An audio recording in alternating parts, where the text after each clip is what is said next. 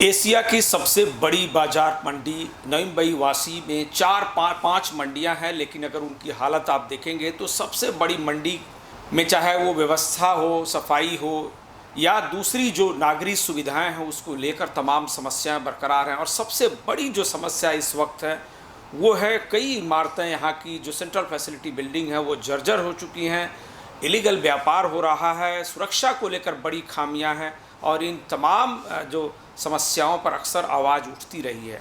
क्या इसका समाधान हो सकता है? कहाँ बाधा है जिसके वजह से एशिया की सबसे लार्जेस्ट मंडी में जो सुविधा चाहिए, जो व्यवस्था चाहिए वो बहाल नहीं हो पा रही है? सरकार की भूमिका क्या है?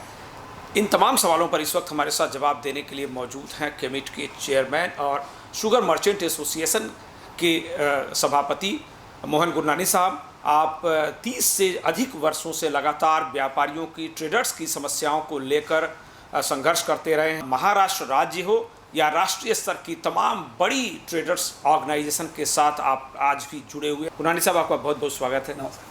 आप लोग अक्सर कहते हैं कि एपीएमसी की जो मंडियां हैं वो एशिया की लार्जेस्ट मंडियां हैं, लेकिन अगर हालात के हिसाब से देखेंगे तो इन मंडियों में सामान्य सुविधाओं का भी अभाव है। और सबसे बड़ी मुसीबत जो लगातार कई वर्षों से चल रही है कि यहाँ की कई सेंट्रल फैसिलिटी बिल्डिंग और ख़ुद मार्केट की हालत भी बेहद जर्जर है। उसके रीडेवलपमेंट के लिए आवाज़ उठ रही है, लेकिन हो कुछ नहीं रहा है।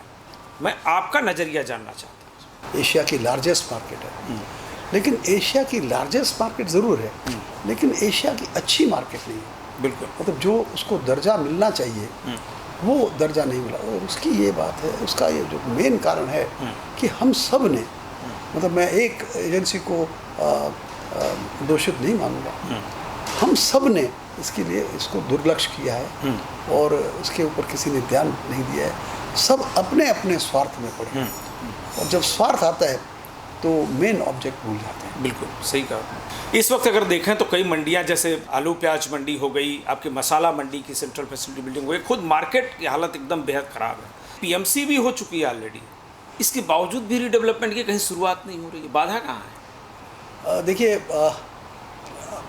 आपने बिल्कुल ठीक कहा कि जो एपीएमसी की जो मतलब सेंट्रल फैसिलिटी बिल्डिंग है वो बहुत ही ख़राब हालत में है।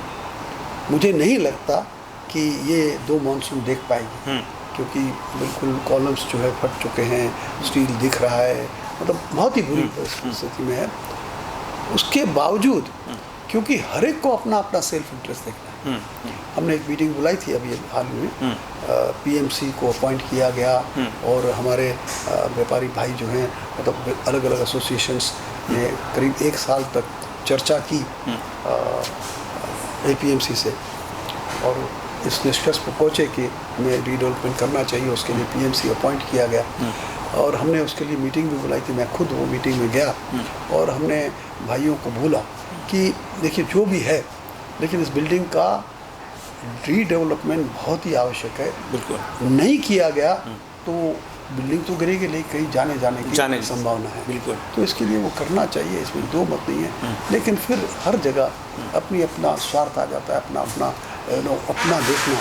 मुझे लगता है हमें एक ब्रॉडर उसको देखना चाहिए, हमें मार्केट का देखना चाहिए, अपना खुद का स्वार्थ छोड़ के। अभी हाल में मसाला मंडी की जो सेंट्रल फैसिलिटी बिल्डिंग थी उसका लाइट और पानी काट दिया गया था और ये बहुत ही सीरियस कंडीशन में होता है। ऐसी कंडीशन में जबकि ऐसा बताया जा रहा है कि दर्जनों नोटिस उसको खाली करने के लिए आ चुकी है। एक जो बड़ी समस्या उसमें बताई जा रही है कि ये प्रॉब्लम इसलिए आ रही है क्योंकि जो डायरेक्टर हैं विजय भूटा और जो दूसरे व्यापारी हैं उनमें कहीं ना कहीं सामंजस्य नहीं बन रहा और निजी स्वार्थों के लिए उसको अटकाया जा रहा है, जिसकी वजह से मुश्किल हो रही है। नहीं, ऐसा है कि मीटिंग हुई थी और करीबन 200 लोग उस मीटिंग में आए थे और सभी का लगभग कोई डिसेंट नहीं था। सभी का ये मानना था कि रीडेवलपमेंट होना चाहिए और उसके लिए एपीएमसी को अख्तियार देना चाहिए, उसमें भी 2 मत नहीं है। एक्चुअली एपीएमसी लेसी है, पर मैं आपको बता दूं कि एपीएमसी दरअसल हमारी जो मार्केट है मसाला मार्केट है। हालांकि ऑन पेपर लेसी एपीएमसी है, लेकिन हमने जब शिफ्टिंग की तब एपीएमसी की कहीं पिक्चर में नहीं थे। अच्छा। हमने जो कॉन्ट्रैक्ट किया वो सिडको के साथ किया, हमने पैसे सिडको को भरे, हमने जो शिफ्ट करना था वो एपीएमसी के बिना शिफ्ट करना था, पर क्योंकि कोई कायदे का ज़रूरी था उसके लिए हमने एपीएमसी के अंतर्गत वो किया। और जब हमने गोडाउन लिए तो हमने गोडाउन की बुकिंग जो है वो सिडको के पास की। अब जब सवाल लोन लेने का आया, क्योंकि सभी पैसा एक टाइम भरना उस वक्त संभव नहीं था, क्योंकि उस वक्त यहाँ नवी मुंबई डेवलप नहीं था, तो हमने जो लोन जो है वो नाबार्ड से लिया। अच्छा। और नाबार्ड जो है वो इंडिविजुअल लोन नहीं देती और वो एपीएमसी को ही दे सकती थी, और क्योंकि उसका रेट ऑफ इंटरेस्ट भी कम था, तो हमने जो कॉन्ट्रैक्ट है वो नाबार्ड से लोन लिया और एपीएमसी को के थ्रू लिया, और उसकी वजह से एपीएमसी को लेसी बनाया गया और हमें सब लेसी बनाया गया। तो दरअसल में हालांकि पेपर पे लेसी वो है, लेकिन पूरी कंट्रीब्यूशन हमारी है। तो वहाँ तक के जो लोन लिया गया उसमें आधा टक्का कमीशन दी गई एपीएमसी को, लोन जो उसका वो जो बीच में थे, तो there is no contribution from APMC सच।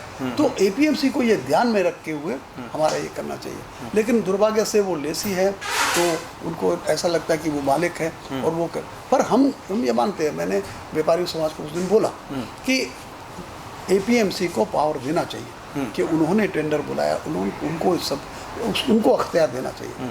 लेकिन हमारी ये थोड़ी मांग थी कि कम से कम जब आप पूरा डिसाइड करते हो तो आप करिए, जो आपका इंटरेस्ट है रखिए, लेकिन कम से कम व्यापारी समाज जो वहाँ के जो स्टेक होल्डर्स है, जो वहाँ सब ऑफिस में हर एक का है, उनको कॉन्फिडेंस में तो लिया जाए। बिल्कुल। अब वो भी अगर नहीं लिया जाए तो मुझे लगता है ये दुखद बात है और ये अच्छी बात है। मुझे लगता है कहीं ना कहीं ये तालमेल होना चाहिए, वो तालमेल होना ज़रूरी है क्योंकि मार्केट के लिए अच्छा है। सर, आपने बहुत बड़ा पॉइंट जिक्र किया कि व्यापारियों को कॉन्फिडेंस में लेना चाहिए।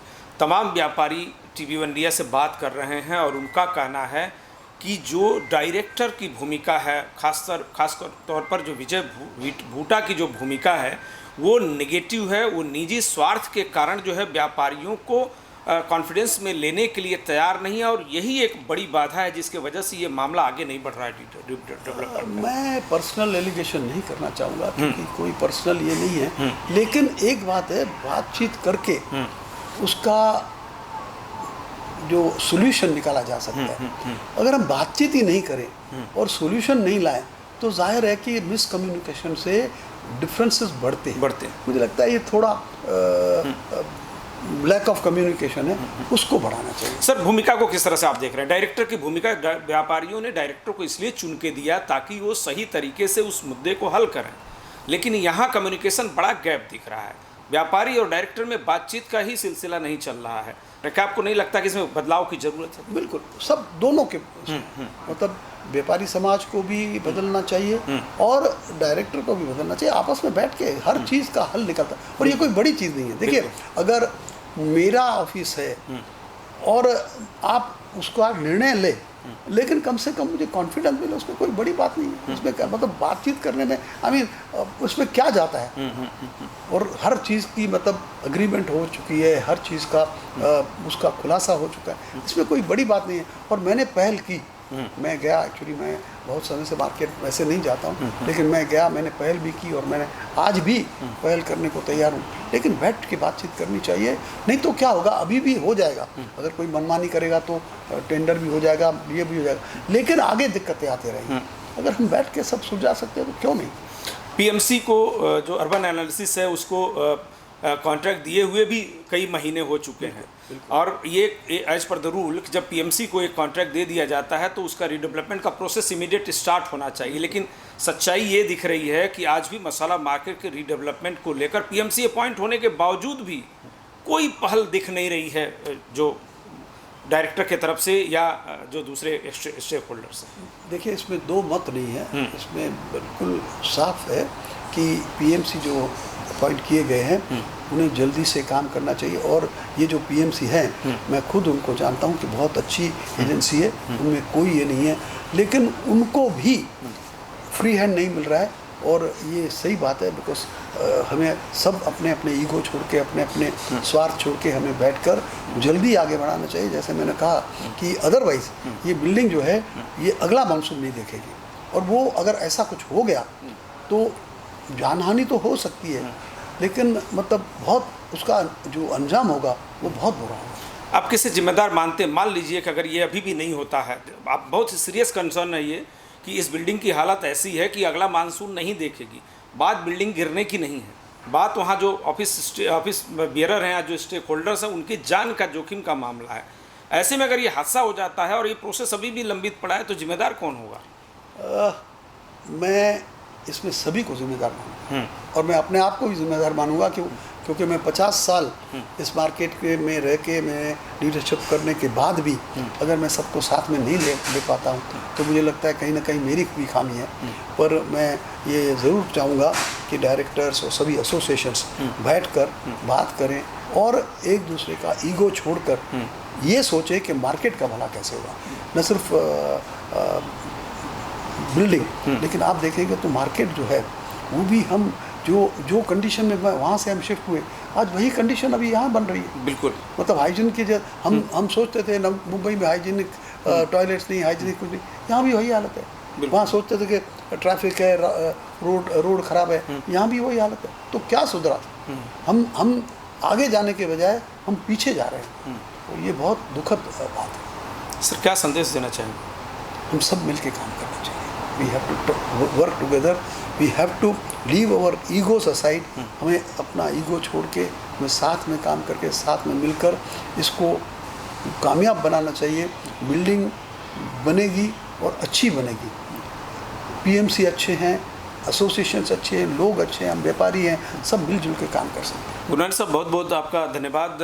आपने इतना साफगोई से कहा कि इसमें अगर कहीं हादसा होता है तो निश्चित तौर पर आप अपने आप को भी आप जिम्मेदार मानते हैं। आपकी ईमानदारी और साफगोई का सबसे बड़ा संकेत है। हालांकि जिम्मेदार नैतिक तौर पर आप नहीं हैं, जो वहाँ की कमेटी है, जो वहाँ के डायरेक्टर हैं विजय भूटा और जो लोग भी उससे जो कंसर्न स्टेक होल्डर्स हैं, उनकी जिम्मेदारी है कि ये पीएमसी अपॉइंट होने के बाद तत्काल इस काम को किया जाए।